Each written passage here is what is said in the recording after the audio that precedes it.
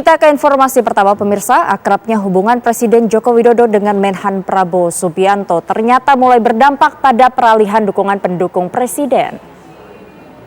Survei terbaru menunjukkan bahwa mayoritas pendukung Presiden Joko Widodo sudah mulai beralih dari Ganjar Pranowo dan memilih Prabowo Subianto sebagai capres pilihannya.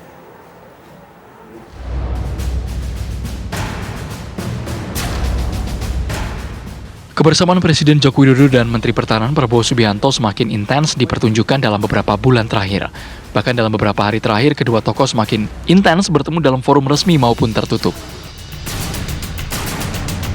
Setelah acara makan bersama Presiden Joko Widodo dan Prabowo Subianto ramai di media sosial, kebersamaan keduanya juga terlihat jelas dalam pertandingan FIFA Matchday Indonesia melawan Argentina. Masalahnya hubungan kedua tokoh ini ternyata mulai berimbas pada peralihan dukungan dari pendukung Presiden Joko Widodo. Berdasarkan survei terbaru dari LSI Denny JA, sekitar 43,3% responden yang puas terhadap Presiden Joko Widodo ternyata memilih Prabowo Subianto. Jumlah ini mengalahkan pemilih Ganjar Pranowo yang hanya 42,3%. Kita lihat angkanya, di Januari 2023 itu yang puas terhadap kinerja Pak Jokowi, mayoritas masih mendukung Pak Ganjar, 53 banding 29. Di Maret masih juga diungguli Pak Ganjar, 47 dibanding 35,8. Namun di Juni angkanya mulai berubah, walaupun memang tidak terlalu signifikan perbedaannya. Saat ini Prabowo di angka 43,3, sementara Pak Ganjar di angka 42,3%. Jadi untuk pertama kalinya, yang puas terhadap kinerja Jokowi lebih banyak memilih Pak Prabowo dibanding Pak Ganjar Pranowo. Meski Ganjar Pranowo merupakan rekan separtai Presiden Joko Widodo di PDI Perjuangan, beralihnya suara pendukung Presiden ke Prabowo menjadi lampu kuning bagi Ganjar Pranowo. Dari Jakarta, tim TV One mengabarkan. Pemerintah Provinsi Jawa Timur meresmikan gedung baru Rumah Sakit Jiwa Menur Surabaya. Rumah sakit jiwa ini bisa dimanfaatkan untuk merawat calon legislatif yang gagal dan juga mengalami stres.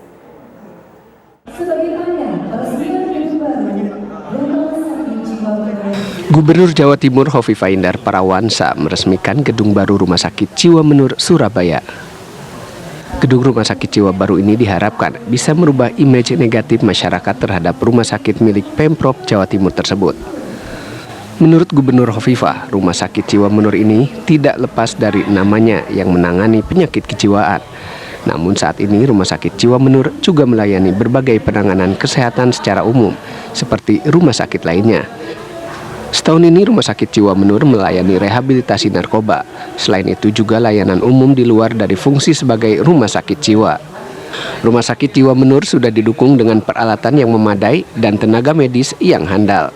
Masyarakat umum bisa memanfaatkan fasilitas layanan kesehatan ini, tak terkecuali para calon legislatif atau caleg gagal yang mengalami stres atau depresi.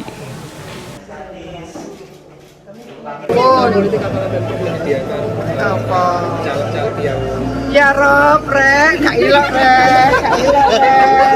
Pokoknya doa kita sukses gitu loh. Saya tidak menyampaikan ada antisipasi seperti itu.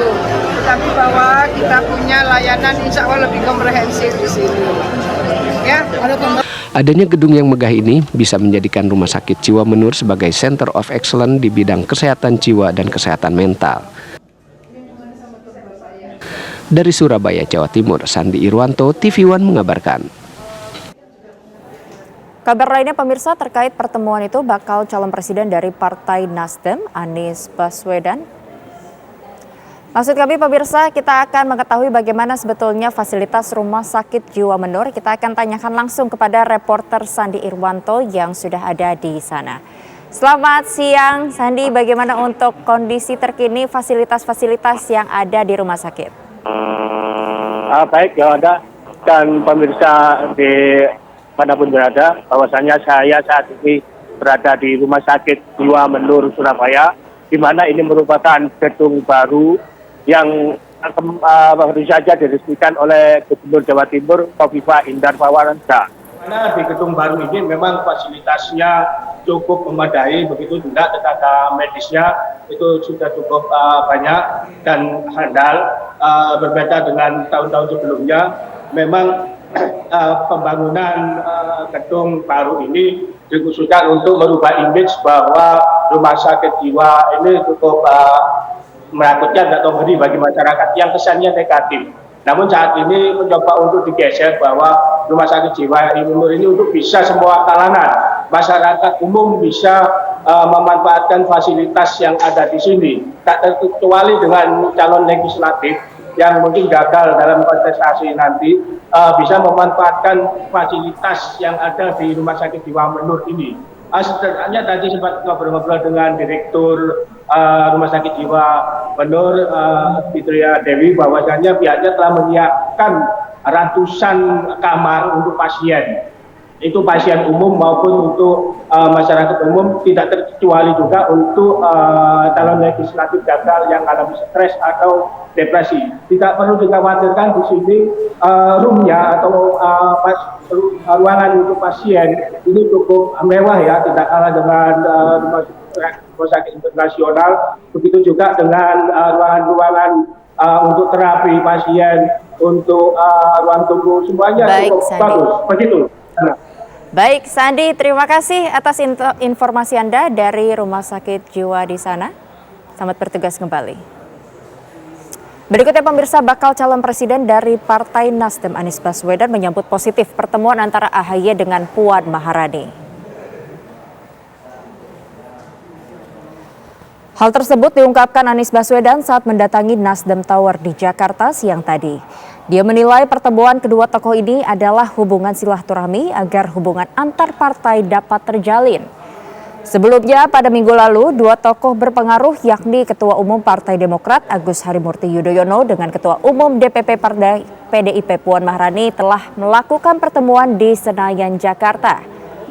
Terkait itu, Anies ternyata mengaku tak merasa khawatir dengan pertemuan Puan dan AHY tersebut dan memastikan bahwa koalisi perubahan tidak renggang meski salah satu anggota partai pengusungnya yakni Partai Demokrat bertemu dengan Partai PDIP.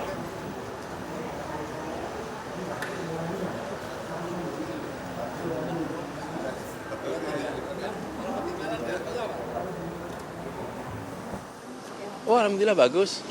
Jadi kita harus lebih sering sebagai bangsa menyaksikan pemimpin-pemimpin yang punya pemikiran, punya gagasan, punya afiliasi politik yang berbeda-beda, bisa berdialog, bisa berdiskusi, bisa berduduk bersama. Itu harus lebih sering. Sehingga kita juga kalau ada sesuatu yang bersifat silaturahmi tidak kemudian dianggap sebagai sesuatu yang aneh. Menteri Pertahanan Prabowo Subianto memberikan beasiswa kepada 22 pemuda Palestina untuk kuliah di Universitas Pertahanan. Bertempat di Ruang Bhinneka Tunggal Ika, Kementerian Pertahanan Jakarta, Prabowo mendampingi Rektor Universitas Pertahanan Laksdia TNI Amarullah Oktavian menerima kunjungan Duta Besar Palestina untuk Indonesia Zuhair Al-Shun. Dalam kesempatan ini, Prabowo menyerahkan beasiswa kepada 22 pemuda Palestina untuk berkuliah di Unhan. Para mahasiswa asal Palestina ini akan diseleksi untuk berkuliah di bidang kedokteran, farmasi, teknik dan MIPA, kimia, biologi, dan fisika. Nantinya beasiswa yang diterima adalah beasiswa penuh yang mencakup seluruh komponen dan biaya hidup hingga kebutuhan pembelajaran. Prabowo berharap kerjasama ini bisa dilakukan secara berkelanjutan.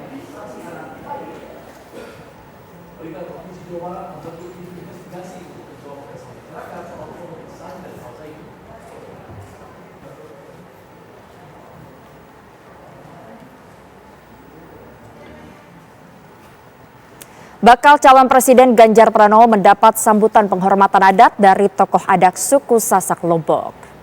Penghormatan tersebut ditandai dengan pemasangan pin penghormatan dari tokoh adat. Bakal calon presiden dari PDI Perjuangan Ganjar Pranowo mendapat sambutan adat dengan penyematan pin dan pembaja dari kedatuan pejangkik dari Laskar Sasak. Pin Laskar Sasak merupakan bentuk ucapan selamat datang kepada Ganjar yang menyambangi bumi Goran Nusa Tenggara Barat. Sementara pemaje merupakan alat keseharian masyarakat Sasak untuk menghaluskan barang disimbolkan sebagai tanda penghormatan kepada Ganjar. Ganjar ini dia yang sangat care terhadap nilai-nilai kebudayaan. Kabar Pemilu masih akan hadirkan sejumlah informasi lainnya, tetaplah bersama kami usai jeda berikut.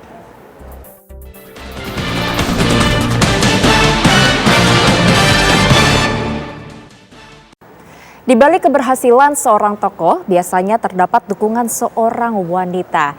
Bagi bakal calon presiden dari Ganjar Pranowo, peran sang istri Atikoh menjadi sangat penting. Untuk mengetahui bagaimana sosok di balik Ganjar ini, berikut wawancara saya dengan Ibu Siti Atikoh Supriyanti. Gubernur Jawa Tengah kini menjadi calon presiden 2024. Tentu ini merupakan sepak terjang yang luar biasa, tetapi tentu ini juga ada orang-orang hebat di baliknya. Salah satunya adalah istri dari Pak Ganjar Pranowo sendiri. Saya sudah bersama dengan Ibu Atikoh, kita langsung tanya saja. Halo Ibu, gimana kabarnya, sehat Ibu? Alhamdulillah baik Mbak. Ibu, ini kita sambil jalan ya Bu ya, karena di taman ini asri. Sama seperti muka Ibu, asri sekali Bu, cantik sekali. Nah Ibu, melihat Pak Ganjar sekarang jadi calon presiden, pernah menyangka nggak sih Bu di awal kalau Pak Ganjar ini suatu saat menjadi presiden Bu? Enggak, menjadi gubernur aja tidak pernah menyangka ya. Jadi tetapi dalam bekerja Mas Ganjar itu selalu berusaha sebaik-baiknya, pushing the limit lah. Jadi make the most of it. Berusaha seprofesional mungkin sebaik-baiknya. Insya Allah kalau kita bekerja dengan ikhlas, dengan sungguh-sungguh akan ada kepercayaan juga dari masyarakat. Ibu, ini kan Pak Ganjar jadi gubernur Jawa Tengah. Nah pada saat jadi cagup sekarang capres, ini kira-kira aktivitas ataupun sikap Pak Ganjar ini ada yang berbeda nggak sih Bu? Nggak ada. Mungkin kalau aktivitas ya yang sangat tapi dari dulu memang dia sudah sangat aktif, sangat sibuk. Cuma mungkin perbedaannya sekarang itu ketika weekend banyak meluangkan waktu untuk safari politik. Tetapi kalau untuk hari Senin sampai Jumat pasti stay di Jawa Tengah untuk bekerja sebagai gubernur. Nah ini dia nih Bu, pembagian waktu bersama keluarga kira-kira gimana nih Bu? Bagi waktunya mungkin sama Ibu sendiri gitu? Ketika Mas Ganjar menjadi gubernur itu kami di keluarga juga sudah paham bahwa kita harus mewakafkan Mas Ganjar untuk kepentingan masyarakat ya. Jadi dari dulu memang we time kita ya sangat terbatas Mbak. Paling kita bagaimana caranya mensiasati bisa makan bersama dengan anak, mungkin kalau sekarang ya sebulan sekali itu udah bagus gitu, karena anak sendiri di Jogja, kami di Semarang, kadang Mas Ganjar weekend juga pergi gitu. Tapi kita sudah paham sekali, itu adalah konsekuensi menjadi istri dan anaknya Mas Ganjar. Tetapi selain Pak Ganjar yang juga turut sibuk safari politik, sepertinya Ibu juga menjadi lebih sibuk seperti acara yang barusan ya Bu ya, tadi kan di sini ya di Rumah Inspirasi ini gimana nih Bu? Makin sibuk juga ya Bu ya? Saya sama dengan Mas Ganjar, jadi Senin sampai Jumat tetap menjalankan fungsi karena kita kan juga ada karena menjadi istri gubernur, itu ada tugas-tugas fungsional ya, seperti Ketua Tim Penggerak PKK, Dekranasda, dan Bunda PAUD seperti itu. Tetapi untuk weekend terkadang saya juga mengikuti Mas Ganjar atau ada kegiatan-kegiatan seperti sekarang ini, itu Mbak. Tapi Ibu, Pak Ganjar menjadi calon presiden 2024. Ini sebetulnya perasaan dari seorang istri bagaimana sih Bu? Ini adalah tugas. Ini tugas yang diberikan ke Mas Ganjar. Tugas berarti amanah, jadi harus dilaksanakan dengan sebaik-baiknya. Dan sebagai seorang istri, saya hanya bisa mensupport, mendoakan, kemudian memberikan semangat, dan apa yang bisa kami bantu, kami berusaha untuk membantu. Apa yang bisa kami kontribusikan, kami kontribusikan. Baik saya maupun anak dan keluarga yang lain. Gitu, Mbak. Baik. Untuk itu dukungan-dukungan nyata ini Ibu dari Ibu untuk Pak Ganjar kira-kira seperti apa saja sih Bu? Dukungan nyata ya, mungkin kontribusi saya tidak terlalu banyak ya. Kalau yang jelas di doa tentu, kemudian yang kedua memberikan energi positif kepada Mas Ganjar ketika pulang, saya bisa menjadi tempat bersandar untuk merilis energi negatif yang sudah capek di luar, sehingga bisa ngecas ya ketika di rumah. Kemudian apa yang bisa saya kontribusikan secara langsung juga biasanya saya diskusikan. Apakah saya perlu mendampingi, apakah saya harus berkegiatan yang lain, itu kita diskusikan bersama-sama, Mbak. Jadi biar saya juga tidak cross the line itu ya, tidak menyalahi aturan, tetapi saya tetap bisa mensupport Mas Ganjar tidak menjadi bumerang itu. Luar biasa sekali, tapi benar ya, untuk positif Ibu bahkan juga terasa nih, sampai saya juga nih Ibu ya, murah senyum sekali Ibunya. Nah Ibu, terakhir, harapan untuk Pak Ganjar ini kira-kira gimana sih? Apalagi sekarang Pak Ganjar mungkin lagi tengah di Bali dan juga sering sekali ya safari politik. Kira-kira harapan dari Ibu Atiko seperti apa sih untuk Pak Ganjar? Ya, semoga Mas Ganjar selalu mendapat kekuatan, mendapatkan ridho dari Allah untuk perjuangan ini ya, dan Indonesia itu tetap damai, karena kontestasi politik itu jangan sampai menjadikan kita terpecah belah, karena kita semua bersaudara. Jadi harapannya kita bisa saling menguatkan, dan saya bisa menjadi bagian dari penguatan untuk Mas Ganjar itu. Biasa, terima kasih banyak Ibu Atiko atas waktu dan jawabannya. Dan itu pemirsa tadi perbincangan saya dengan Ibu Atiko, menjadi pasangan yang luar biasa saling mendukung untuk Pak Ganjar sebagai Capres 2024. Untuk itu dari Jakarta, Yohana Gabriela, Azarina Rotama TV One mengabarkan. Terima kasih. Pemirsa, kabar pemilu masih akan hadirkan informasi lainnya, tetaplah bersama kami usai jeda.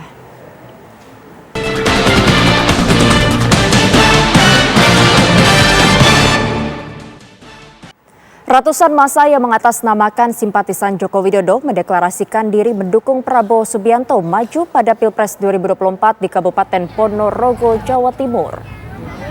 Mereka menilai Prabowo sosok negarawan yang mampu meneruskan pembangunan yang telah dirintis Presiden Jokowi.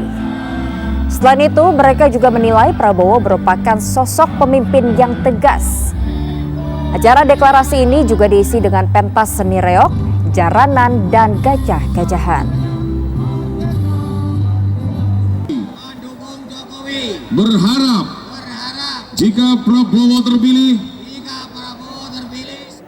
relawan Ganjar Pranowo bersama warga Kabupaten Takalar memanfaatkan komoditas rumput laut untuk diolah menjadi cemilan sehat bernilai ekonomis. Sukarelawan Gerakan Panranwangku Takalar Dukung Ganjar mengajak warga-warga untuk memaksimalkan potensi komoditas rumput laut. Di Desa Ujung Baji, Kecamatan Sanrobone, Kabupaten Takalar, Sulawesi Selatan, simpatisan Ganjar Pranowo menyasar ibu-ibu petani rumput laut. Dalam pelatihan ini, warga diajarkan mengolah rumput laut menjadi camilan enak dan menyehatkan serta bernilai ekonomis.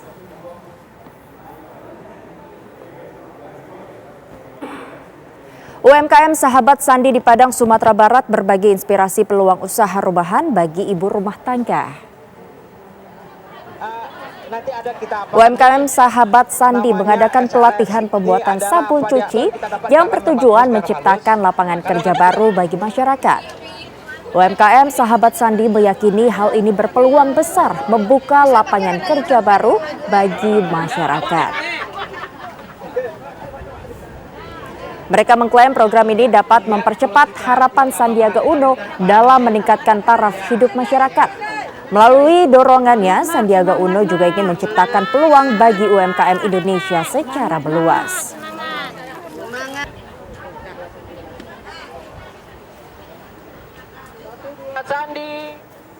Informasi tadi menjadi penutup jumpa kita di Kabar Pemilu, dan saat lagi Anda akan menyaksikan Ragam Perkara. Terima kasih atas perhatian Anda dan sampai jumpa.